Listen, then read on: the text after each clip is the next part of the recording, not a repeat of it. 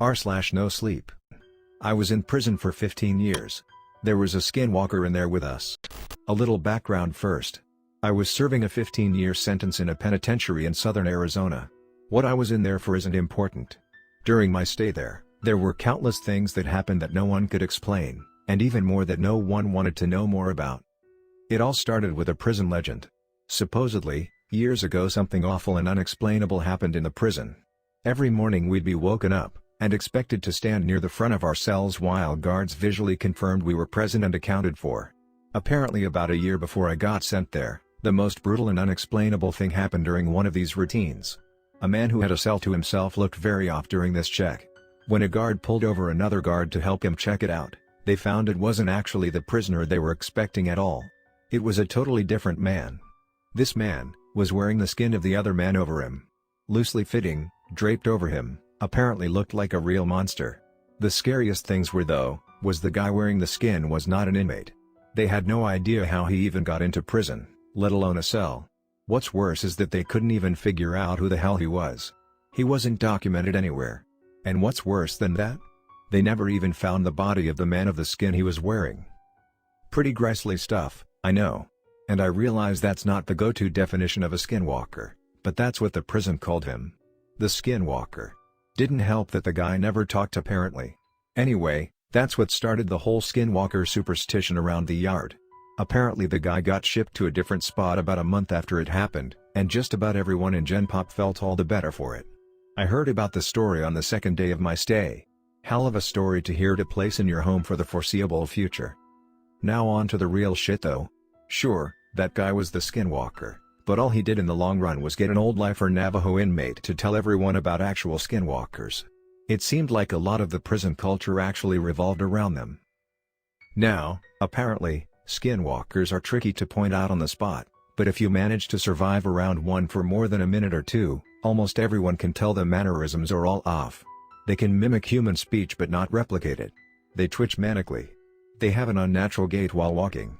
But apparently they got better with experience. The old Navajo guy, his name was Carl, said that he was sure there was an actual one among the prisoners. Slowly picking us off over the years.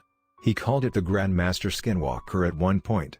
Apparently he thought it had human mannerisms down so well that you might not even be able to tell if it was your cellmate for a day or two. It had to be good, he posited one night. He would expect a skinwalker to jump at any opportunity for a kill. But this one realized it had a revolving door of people to kill coming to it, and masterfully bided its time, as Carl thought, for years. A lot of guys found humor in it. A lot more were really on edge about it. Every once in a while in prison, people snap. Sometimes you'll find your cellmate swinging in front of your bunk, strung up around the neck by his pant leg. Sometimes you just can't take it anymore. But in our yard, people tended to snap in a very special way. It wouldn't be an outburst at dinner, or a silent suicide in the night. Guys would just stop talking. Hunch over and shuffle around. Any friendships they had would be mostly out the window. They would turn into a loner during rec time, they would let their hair hang in front of their face. No one liked to talk about it. Like if they did, it would happen to them next. I felt the same way. I didn't know if it was a skinwalker, or just people going crazy. But I didn't want to find out. It wasn't clockwork or anything, but every time someone snapped in this way, it wasn't more than a couple weeks before they were shipped off or transferred to God knows where without anyone else knowing beforehand. Then there was the nighttime occurrences. Short, loud bursts of sound echoed through my cell block during all hours of the night on a regular basis. It sounded like a mix between a pig's dying squeals and nails on a chalkboard. Just another thing no one liked to talk about. Even scarier were the shadows and footsteps. The block was dimly illuminated in the night by a few lights hanging from the ceiling outside the cells. I myself saw shadows flit across my walls on a regular occasion, when there were definitely no guards near my cell. One time near the end of my sentence, I woke up, looked at my back wall and found a perfect silhouette of a person standing there, but when I looked, my bunkmate was asleep, and no one was outside my cell. And the footsteps. Everyone hated the fucking footsteps. They were the scariest part. In the night, sometimes, more rarely than the shadows, you would hear ungodly fast footsteps. They sounded like wet feet slapping on tile floor. Whatever caused them would fly from one end of the block to the other in a dead sprint. Whatever it was inhumanely fast. If you happened to be awake before it started, By the time you heard the footsteps on one side of your cell and whipped your head around to see the thing run by, it sounded like it was 3 cells past you. Everyone hated the footsteps. I agreed, I thought they were the worst. I was released from that place about a month ago, and I have more stories than I can count. I swear it was nearly my turn. About a week before I was discharged, my cellmate, and a good friend of mine snapped. In the same kinda way. I didn't sleep for an entire week. Well, I did sleep of course, but never for more than a few minutes at a time. Never turned my back on the guy. The scariest thing? I woke up one night to him somehow snaking his body through the bars of our cell. For reference, I couldn't get anything past my shoulder through them. The worst part though, he was coming back into our cell.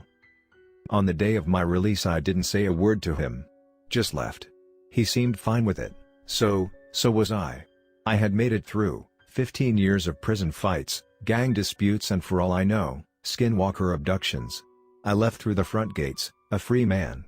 As I walked along the fence for the rec yard, I spotted my cellmate, standing off on his own, like he had for the last week or so. I shook my head, not even really sure if it was him anymore. I took one last look over the yard, this time from the other side of the fence. I wish I hadn't. There, standing off on his own, on the other side of the yard, was Carl. Slouched over, eyeing the other inmates, and twitching manically.